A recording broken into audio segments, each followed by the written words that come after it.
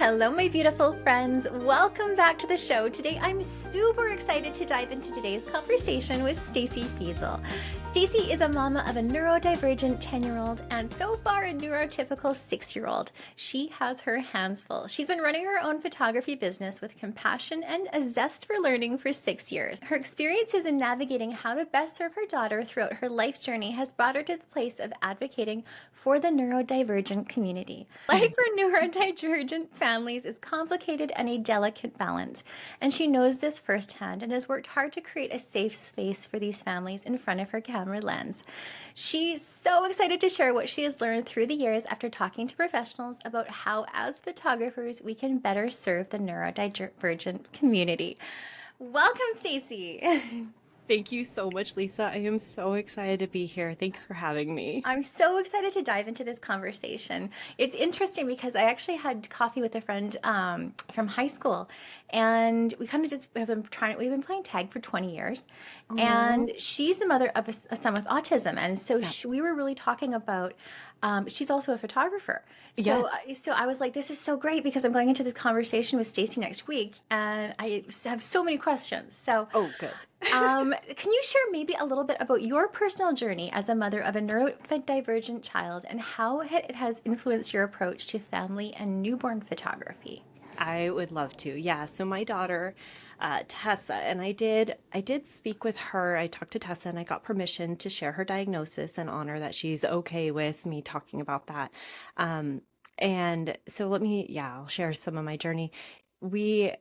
Tessa's just an amazing kid, first and foremost. And that's so great. Like, she was ahead of the curve and we're all like proud as parents. Like, she was walking and talking before 9 months. So yeah, right. So on the move and on the go. And then we kind of realized that the side that comes with that is that she also has a lot of sensitivities. So we realized that she would get super overstimulated in loud environments, had a really hard time sleeping, clothing was really challenging, and we started really seeking help when she was in kindergarten because kindergarten was a challenge, and then got her diagnosed. So her diagnosis is, I call it our alphabet soup because there's all these letters that just float around, right? So she's got ADHD and she's got the combined version, which means she's both hyperactive and inattentive, which is kind of fun. She just checks out. Like, oh, okay. She is autistic, so she's high functioning. She's very smart, has an incredible memory for everything, which is only sort of annoying because she'll remember everything you said. Everything. Everything, right? You didn't say maybe. I know there was no qualifier there. Yeah. She's also in the sensory processing challenges. Sensory processing disorder isn't technically like a diagnosis, but that definitely comes into play. And there's reflexes that didn't get integrated. So she skipped crawling and she went right to walking. And so she has balance issues that we had to work through with occupational therapy and stuff. And so definitely a big journey, and then all of that just adds anxiety. So she's got anxiety as well. And all of that, I started my career full time when my second daughter was born because I couldn't afford 2 kids in daycare, and I have a photography and painting degree, so I'm just going to go for it, was what I decided. And I just structured my sessions the way that would work for my daughter, for Tessa. I didn't even know what golden hour was when I started. Yeah. I just did all my sessions in the morning because that's when Tessa did the best.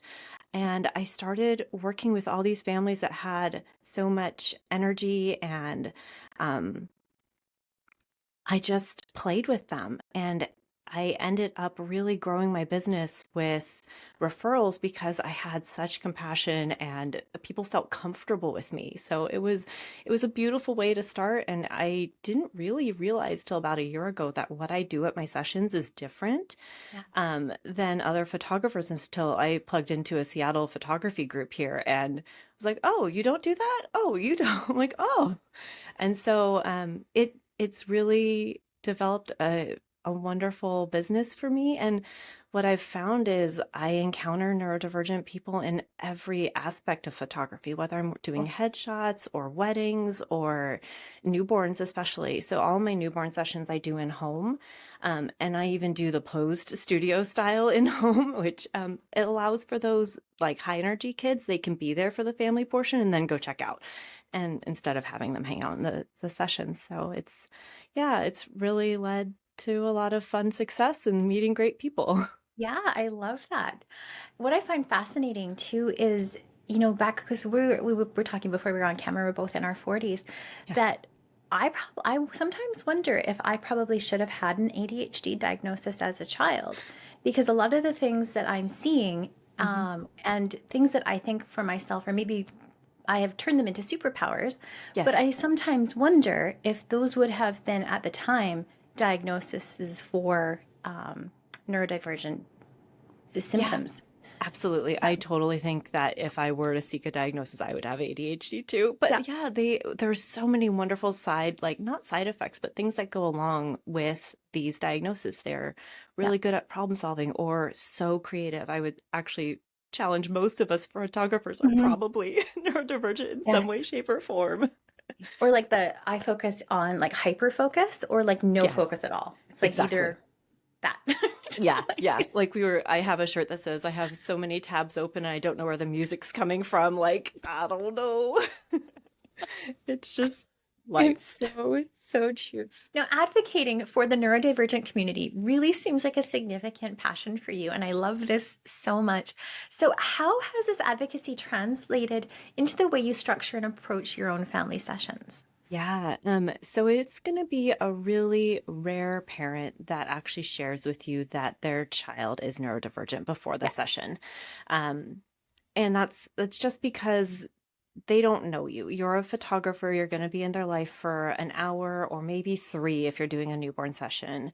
Um, and so they don't always open up, and a lot of it becomes me advocating for what the kid is comfortable with at the Hmm. session. So I mentioned that Tessa had balance issues earlier, and you'll kind of see that in sessions when you like, oh, throw the kid on your shoulders, right? And if the kid really panics, then I can tell that there's probably something going on. And so it's really being like, hey, nope, they're uncomfortable with that. And let's take them down. That's not a pose that we're going to do this time. Yeah. Um, a lot of it really becomes at the session about making sure that the kid feels really comfortable. And I do that for every session. It doesn't necessarily have to be one that is specifically neurodivergent. So, Yeah, yeah. 100%. One thing I've noticed in my own sessions has been children with specifically with outfits and clothing that they feel comfortable or they feel safe with, Yeah. and just really not pushing. Like, even though as photographers, we get this idea in our head, everybody wants to have these picture perfect stylized sessions. Mhm. And sometimes it's hard because you interact with a child who just, you can tell they do not feel safe or comfortable in what they're wearing or what they're being forced to wear for the session. And Absolutely. so, like, do you step in at that time when you see someone who's, wanting or forcing their child to be wearing something and you can tell that the child just doesn't want to? Um, so I don't tend to style my shoots, but in that way, if they're trying to force them to do something, then yeah, I do step in. I actually have a blog about dressing for a neurodivergent child. So when I do my pre-session stuff, I have one for like, I send out both links on, hey, here's how to dress your family. And if you think, here's this one too. I'm not judging. And they can read over the how to dress for a neurodivergent, and it talks about get the clothing like a month before the session and let the child pick it, let them try it on, like really work with them. My daughters won't wear anything cute and flowy, and it's just is what it is. But yeah, you have to really respect that those clothing, what it does is when it'll set off a nervous system fight or flight Yeah. thing in their body. So it's not just like, oh, they're uncomfortable. It actually is triggering them that there's danger. And that is, if you lose the kid at the session, man, it's just all over. But yeah, Yeah. Oh. that's it. Now, I'm assuming bribery is probably not going to be as useful as maybe it is with non-neurodivergent children. Oh my gosh, I'm so glad that you brought that up. It is because a lot of these kids have a lot of anxiety. It's just a byproduct. Like they feel that they don't fit in the world and they're trying their best, but it really creates this like anxious heart in them. Yeah. So I actually really recommend that parents, because parents are like, oh, if you're good, we're going to go get ice cream afterwards, Yeah. right? And I make it part of my pre-session communication that, hey, don't do that. Don't make it conditional because it increases their anxiety. It's just say no matter what, we're going to have a great time and we're going to celebrate the joy of this outing with ice cream or with cocoa or with Mhm. whatever. But yeah, bribing only increases the anxiety, so it's just giving them space to reset themselves and then move through it. But yeah, it's really advocating for the kid because parents, we just want that one photo of the pretty twirly dress and right? Like we just want that. And there's definitely a grief process that I had to go through with my daughter, and that's not going to happen. She's never going to wear those dresses and Yeah. it's so hard. Mhm. But yeah. Yeah. Yeah. Yeah. You gotta just kind of, yeah. I mean, there's been sessions where, because I do a lot of stylized You children's shoots. do, yeah. And so running into situations where the children just do not want to wear the outfits. And it's like if I don't know the information beforehand, it's Mhm. really hard to like tell when you should push and when you shouldn't. I Yeah, typically don't push a kid. Like it's typically more of an approach of like, we're having playtime and this is supposed to be fun for you. And if it's not fun for you, then I don't think we should do it. I think that's beautiful. Right. Yeah, yeah, absolutely. But it's hard Because because it's not just like the images, it's the memories that we're leaving with these families with Mhm. too, you It is. know? It's the feeling of the session, and I think that's something that we forget sometimes when we're trying to create this art, that it's Yeah. actually what they're going to feel after they walk away from the session. Did they feel like they had fun and they connected and that it was playtime, that it wasn't, an artistic piece? Mhm. I've been doing a Yeah. little bit of reading about ADHD and Yeah. rejection dysphoria, I think it's called, Hmm. and how people with ADHD really feel that rejection and really feel it at a very higher level than non-neurodivergent people. Yeah. Is this something that you've seen as well in with your work and with your children or with your child? Definitely feel it with the children. It is so hard, and they self-deprecate so quickly. And yeah, it's hard. And you do see that in your work too. And I've had moments at the session where I'll pull the kiddo aside and I'll just have a conversation with them and I'll remind them that, hey, this might be a struggle, but let's take a couple of deep breaths and know that your parents really love you and they just have, so it's just reminding them and taking them out of their stress zone. Yeah, it's Yeah, hard. yeah. You do. I had a session because we have newborn clients, and then sometimes families don't always stay together, and then there you have blended families, and I had one with a blended family with an older neurodivergent daughter, and I could see on her face like the dad had asked just to have a dot like a picture with the new baby. This is a new dad, um, and I could see the expression on her face. And I was just like, oh man, like this is just killing her. She's feeling like she's being rejected right now. And I can feel it and it's killing me. So, what I actually asked was that the grandma just take daughter outside to go do a little errand for me, just Yeah. so I could get it and not because you could just see it and you could feel it. And it just, Yeah. yeah. So just being so sensitive, I think, to um, It how the really session is. flows and how and what we're going to leave these children with these memories. Yes, absolutely. Yeah, it is really just plugging into their emotions and feelings and being so sensitive to that is huge. Yeah. Oh, I love that you recognize that. That's so great. Oh, I can just feel it. I can feel it in my heart. I think, I don't know if it's an Hmm. empath thing or just like Yeah. I'm really highly sensitive. So I just tune in, sometimes too much. I But it's a feel you. I'm superpower. with you. Hmm. It is. So It you're really is because yeah. Yeah. sorry, I think we might have a delay, don't we? It's seeming like it just a little bit. I'm so It's just sorry. like, no, it's all good. It's fine. I was just like, I think we do, but I'm just gonna double check. Okay. Yeah. Um, Now, your why as a photographer is to let children know they are unconditionally loved. And I love this so much. So, how do you communicate this message with your photography? Yeah, absolutely. And kind of like how we were talking about with the rejection, I want to share why it's my why is kids with neurodivergence, with ADHD, autism, all of those things, they tend to have such a higher rate of depression.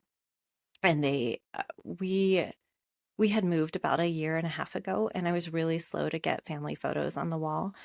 And my daughter Tessa was just spiraling. She was going really, really dark, saying that she shouldn't be alive and things like that, like really, really hard things to see. And I had the thought of like, I can tell her again and again that I love her, but I need to show her. And when I cannot physically show her, she can have a picture. She can see that we are connected and that we love each other.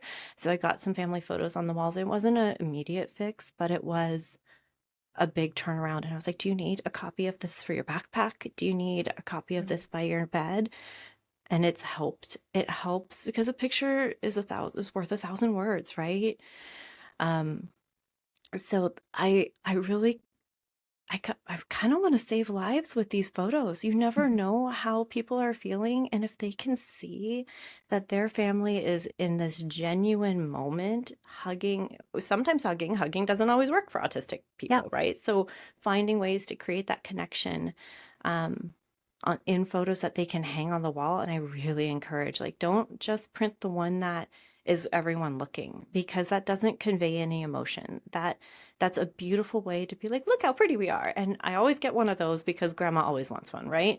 But just having that connection, and I do that by modeling play at the sessions. Like I'll go play hide and seek with the kids, and then I'll tag out, and it's mom and dad's turn, and letting them know that it's okay. How are we? I let the kid figure out what inspires you in this scene. Here I see some fences. Do we want to climb those? And then, hey, mom and dad, what would you do if your kid was on the fence and there's not a photographer here? Like, and trying to get them out of the idea that someone is watching them because we get really stiff Yeah. and and then what I love to do is watch what happens behind me. So I shoot with my viewfinder, but you know how we get like a reflection on the LCD screen? I use it like a rear view mirror and all the cuteness happens behind me and I'll see it there and I'll spin around and capture that like genuine moment where mom's just hugging the kid because they did a good job. You just gotta hope your camera focuses fast, right? But yeah, so just finding ways for them to play and connect. And even with kids that don't want to touch, they have their own ways of showing communication. You can just ask them to hold hands and look in each other's eyes. And sometimes that's just enough. And it's not too much of a touch. Now, have you had the experience of working with children that are, I guess, on a different level of the spectrum, Like a where they're higher needs. yeah, higher needs, nonverbal, maybe? And how would your approach change, and how do you work with that? Yeah. So if they are a higher needs, there's a lot of, hopefully in that situation, the parents have communicated it a bit more. But finding out if there are, um, certain things that they really connect with. So some will really connect with a certain stuffed animal. Make sure that they have their comfort item with them. Uh, if if they are nonverbal, a lot of schools for the autistic kids are working towards having them communicate with a tablet. And so having them bring their tablet because that's part of their life. That's their words. That's how they communicate. Um, and asking if they're this is kind of important, asking if there's behaviors that you don't want to accidentally reinforce. So Mm. someone may be doing something and they did it one time and someone laughed. And I mean, this goes for any kid, but it's so much harder to undo that programming if there are higher needs. So ask that ahead of time so that you don't like laugh at the wrong thing and inadvertently um, reinforce it. A lot of it is just letting the family know that whatever the kid does is going to be okay. Um, Something that can um, make photographers and professionals and people uncomfortable is the stimming that autistic, like Mhm. higher needs ones. Have you heard of that? Oh, yeah, That I've seen it's it. Yeah, yeah, yeah, and definitely. it's just Yeah. them regulating their nervous system. So if they're flapping their arms or like making sounds or rocking back and forth, let them do that. That's their way of making sure that their nervous system is regulated. So, and even capturing that, like as a mom, I would want that Yeah. captured because that's a proud moment. They're taking their care into their hands, right? Yep, So, exactly. yeah. They're Yeah. learning to self-regulate, and that's actually Yes. something that, as All of adults, us we need to do. struggle with that, right? It's not wine, I promise you, I right? know. Right. Yay. Yeah. I love it. Now, choosing the right location and time of day is probably really important, and crucial for neurodivergent families. So, can you maybe share some of your location scouting tips and maybe some considerations? Yeah, absolutely. Um, and a lot of it will depend on what type of neurodivergence the family has. So if you're working with an autistic kid, it's going to be a different type of scene than with an ADHD kid. Yeah. Yeah, right. Because we chase squirrels, right? We like to be active. So I try to choose my locations where there's a lot of different things to do, and where I start is a favorite spot. So if it is an autistic kiddo, high functioning or not, that they're not going to like transitions. So I need to make sure that the place that I'm starting is a place that has really good light, that I can get all the good portraits, and it's going to be a little bit calmer and quieter. A place with lots of movement or dogs or things that could startle them would not be ideal. And then with ADHD kids or kids that are high energy, I like to make sure that there are fences to climb or trees to climb or leaves to throw. Just, I try to make sure there's at least 3 different scenes that I can move them to. Um, ADHD kids tend to have about a 10-minute focus before they're bored and ready to move on. And so if we can change up the energy, that's great. But like a beautiful field of flowers, which photographs wonderfully, is not going to give us enough stuff to do. So, Exactly. You need a wagon, you need flowers to blow, right? yes, yeah. Well, and that's the thing is you can Bubbles. bring stuff. Yeah, bring Yeah. bubbles, exactly. That's exactly it. Yeah. Is bring stuff to have fun. And you mentioned time of day. I mentioned earlier how I didn't even know what golden hour was. Yeah. And now if someone really wants golden hour and it's and they have a anxious kid or an autistic kid or such, I'll tend to recommend it in the fall because our sun sets here really early. So we can do a 3 o'clock golden hour session then, but it's going to be a little chilly. Um, but yeah, in the morning they just they do so much better. Like my daughter had a piano recital and it was in the evening on a Saturday, and that was like torture for all of us because the anxiety just built up the All day entire long. day. And once it Yes. was done, it was great. She did great. But Yeah. if they have something new to do, doing it in the morning is so much easier. So a hundred actually, yeah. percent. Yeah. Even, I even find that with myself sometimes too, is like when I have an activity that I know is like at like 4 o'clock in the afternoon, I literally will have such a hard time getting anything done for the rest of the day. Even though I have Me so much to do, too. I keep thinking I'm going to be late. I need to do this. It's just like all these wheels going on in my head about, Absolutely. right? Yes, So I get it. absolutely. Yes. Yeah. Yeah. Morning Love it. sessions are where it's at. Yes. Yeah. So, what questions do you recommend photographers ask parents of neurodivergent children during their pre session planning phase to ensure a successful and comfortable experience for their children? I love that. So like I mentioned earlier, there's going to be a very few, a wonderful and rare parent that's going to share with you that their child is somehow differently wired, right? So I have a magic question that I love to ask, just to get people to open up. And I actually say, hey, at the session, I want you to relax and connect with your family. So it means that I need to lead the session, which is great because that sets me up as like I'm in charge. And I say, so pretend that I'm a babysitter and this is the very first time that you're leaving your kids with me. What would you tell me about them? What triggers them? What comforts them? What should I know if you were leaving your kids with me for the first time? And I get some great answers. And it clues me into whether I may have someone that might be neurodivergent there. They may say that they're sensory seeking. So if they just run into you, I'm sorry. I've also had people that just say, oh, they're fine. And I'm like, okay, we'll see how that goes. you know, but that's my favorite question to ask. And then once you get information from there, then you can ask more questions on, like, if you're going to do a studio session, if someone really wants a studio shoot and they you kind of get some clues that this might be a high energy kid.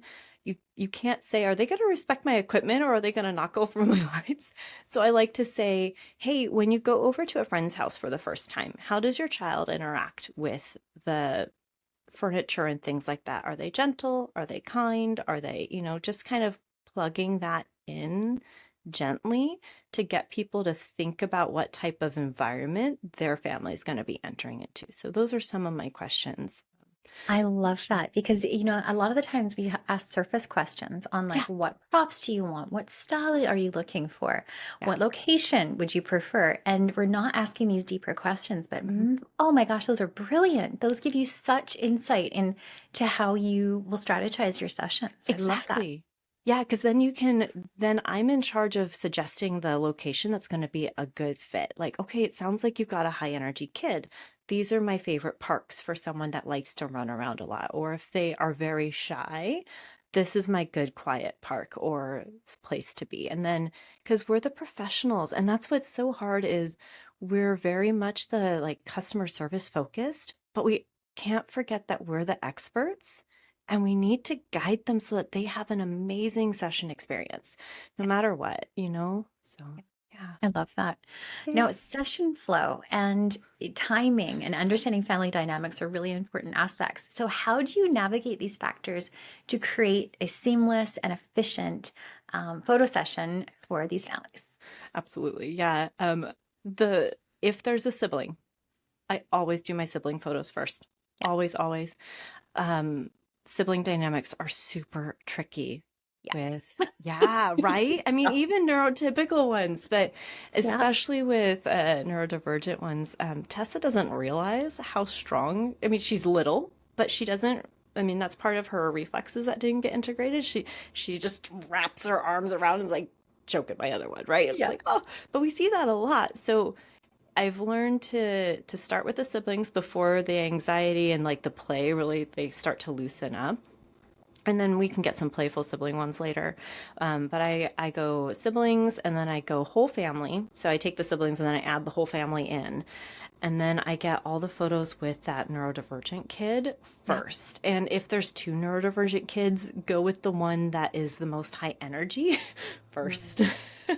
so that they can then have a break and relax. And sometimes it takes them time. I mean, that's my ideal session flow, but sometimes it takes some time to warm up. So you Yeah. roll with it. But I love to end with play. Okay, thank you so much for letting me take all these photos of, you guys doing this. Now let's go find what inspired you the most here and just letting them open up and go with it. Now, do you ever have the experience where the child doesn't warm up? And how do you deal with that? Yeah, yeah, I have. I've had, especially during the pandemic when the kids were like Yes.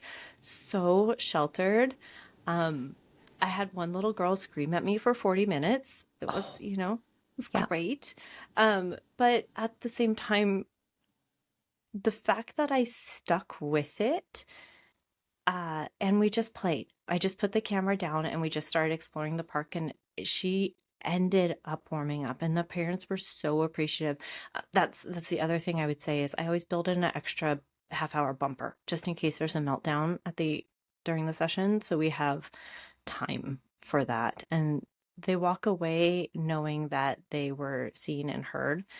But I've also had ones where I call it and I'm like, hey, this isn't a good experience for anybody. Let's try again. Let's try again. It's okay. Group another day. Yep, Yeah. yep. This is just, oh my gosh, one of our family sessions. We did it. I didn't think about it. I totally didn't think about it, but it was the day that Tessa had an assembly. It was a Veterans Day assembly, and she was so overstimulated from being in that environment. She was just manic during the Yeah. session, and we we just were flabbergasted. We didn't know what to do. I had like the photographer didn't know what to do, and it was really so yeah, there's just some days that aren't good days. Yeah.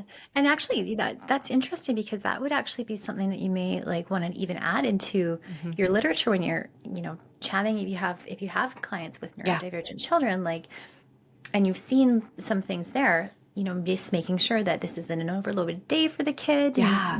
and just making sure that we're sensitive to what's going on for the whole day. Because yeah, I Mhm. mean, I've had so many sessions where I've got holiday minis and they're like back to back sessions. Yes.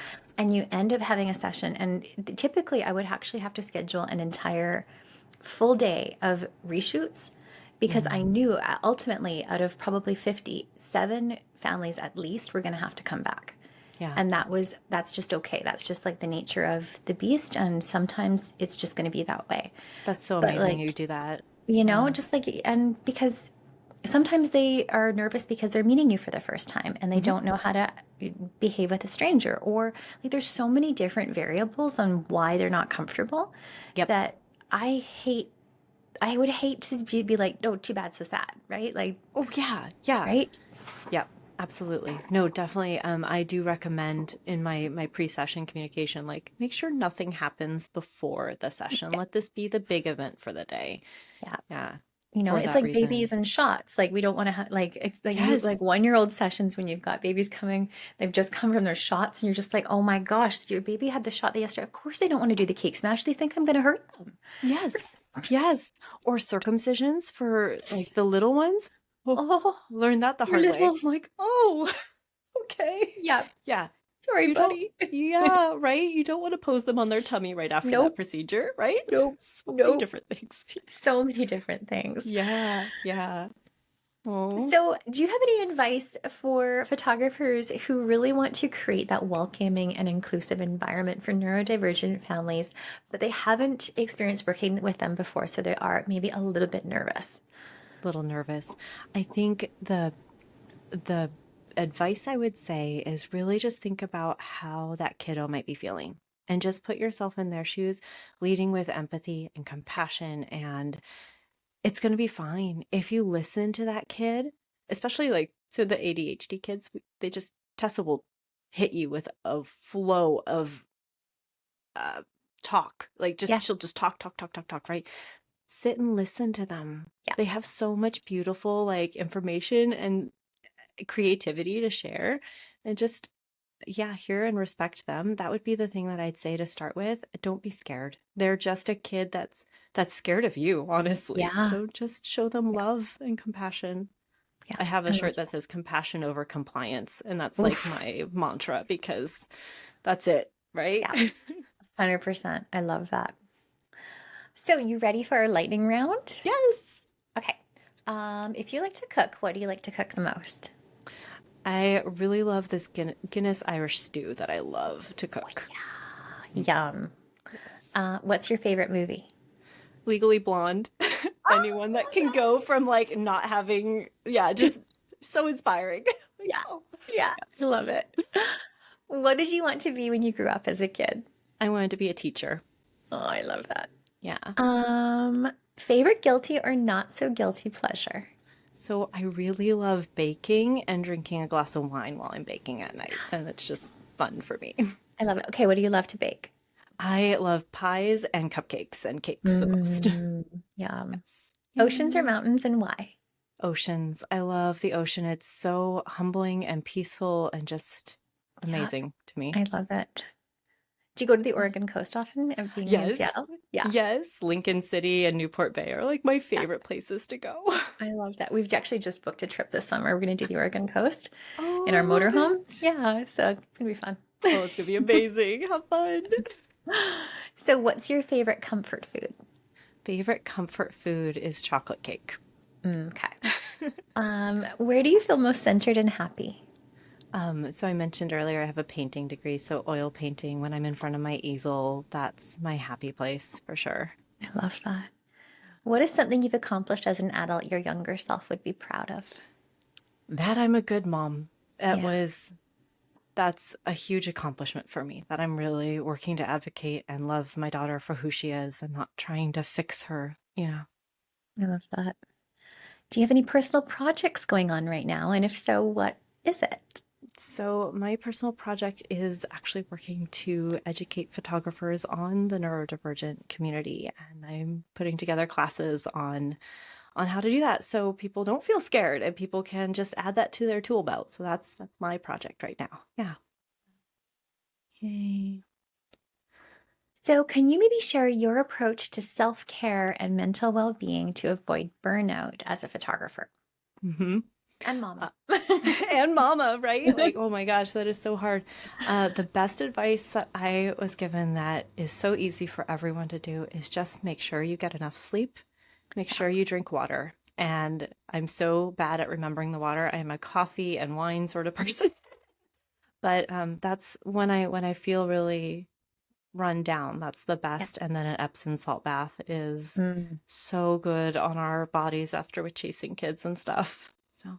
love it. I have a water bottle because I've been really trying to and it's funny, I left it in my car Oh because I take it no! everywhere, but I left it in my car today. This is massive one, and my husband calls it my emotional support water bottle.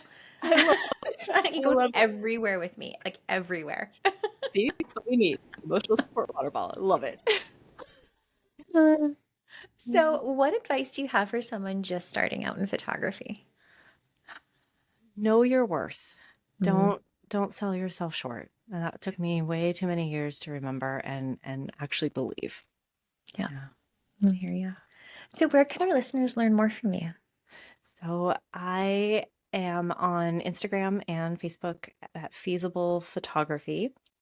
And then I have the neurodivergent classes are available. I've got one that's pre-session photography strategies for that's already out, and I'm working on a session workflow one, and that's at ndphotographyed.com. So ND like neurodivergent. So, yeah. Awesome. So, I Thank love to you. end my interviews just with this last question, and it is, Okay. what are you currently curious about or artistically curious about? I'm always curious about learning more about neurodivergence. That's one thing, but I'm actually really finding a lot of artistic interest in traditions and how do we execute them, especially around the holidays as things are coming up. And can we photograph those? And can we do that in home and really just, yeah, that's a great plane of connection. So that's what I'm exploring right now. Oh, I love that. Well, Stacey, Yay. thank you so much for joining me. It's been such a pleasure chatting with you. Thank you so much, Lisa, for having me. I love it. Yay. Oh, my beautiful friends, I hope you have loved this conversation just as much as I have. I'm sending you so much of my light and my love today and every single day. We will see you next time.